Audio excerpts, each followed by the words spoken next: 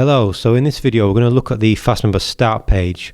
So once you first open the FastMember start page, you're going to see the quick start wizard here, and then below that you'll see a couple of widgets that have been added when you've installed FastMember.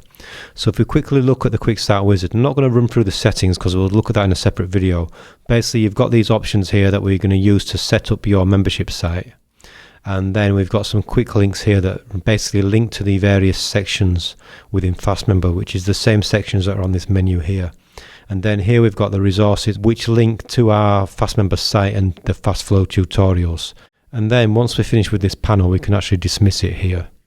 So below the panel are some widgets that have been added.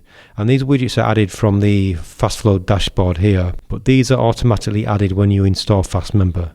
Now we can move these widgets around by just clicking the arrows, and this will reposition them, or we can drag and drop so that they can be repositioned as well. And as I say, these are added when you first install FastMember. And once you start getting hits and sales on your site, you'll see the chart fill up with the stats and the charting. And this products widget will show the sales for the products.